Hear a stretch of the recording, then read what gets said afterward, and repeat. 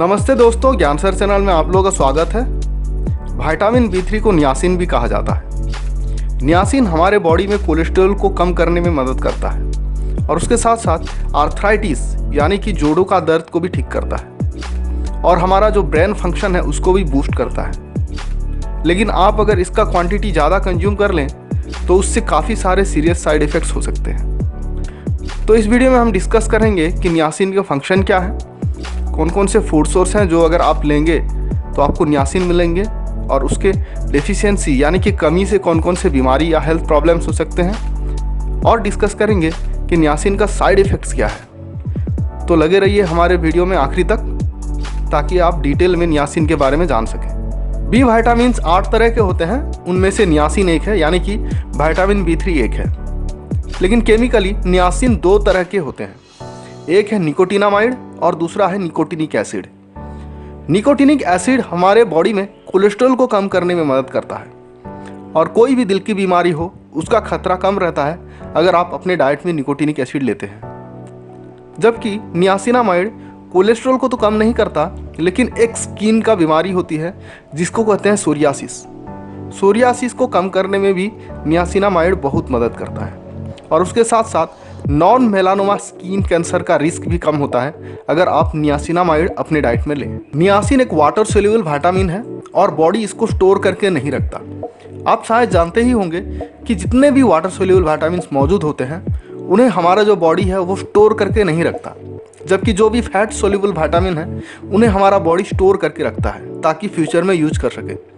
जैसे कि नियासिन को स्टोर करके नहीं रखता हमारा बॉडी, इसी वजह से हमको रेगुलरली नियासिन का कंजम्पशन करना चाहिए ताकि नियासिन का डेफिशिएंसी हमारे बॉडी में ना हो। वैसे डाइट से तो हमें मिल ही जाता है नियासिन हमें, लेकिन हमारा जो बॉडी है वो भी कुछ अमाउंट में नियासिन प्रोड्यूस करता है। और कहाँ से करता है? एक एमिनो एसिड है जिसका नाम है ट्रिप्टोफैन। ट्रिप्टोफैन से नियासिन बनता है और ट्रिप्टोफैन से नियासिन बनने में मदद करता है विटामिन बी2।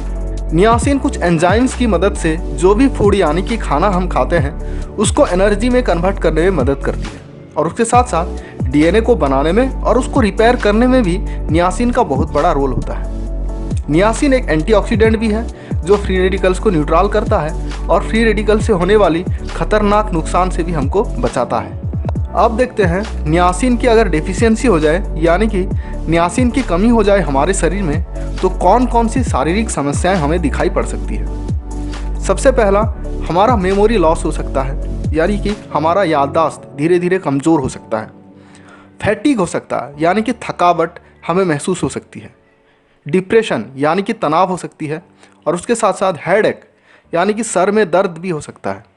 डायरिया हो सकता है और स्किन में बहुत सारी प्रॉब्लम्स हमें दिखाई पड़ सकते हैं जैसे कि सोरियासिस।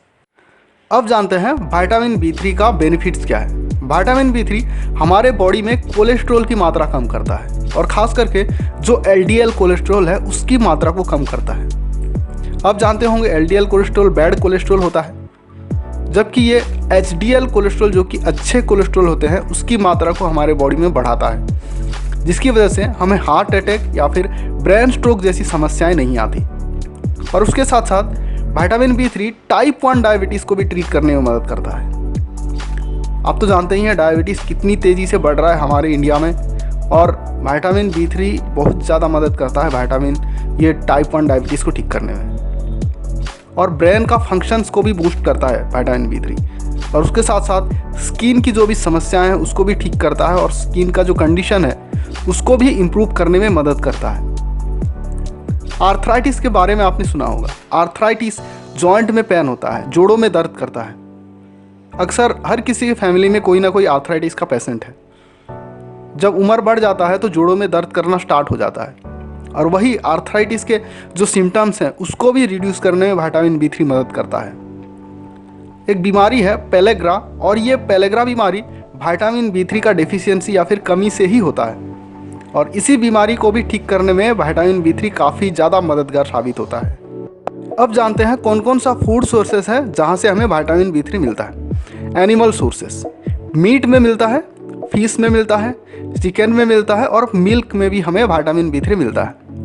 और वेजिटेरियन सोर्सेस में आते हैं पीनट, ग्रीन लीफी वेजिटेबल्स यानी कि हरी सब्जियाँ और कुछ मात्रा में हमें कॉफ़ी और टी में से भी हमको मिल जाता है विटामिन B3। अब जानते हैं विटामिन B3 खाने के साइड इफ़ेक्ट्स क्या हैं, उसके नुकसान क्या है।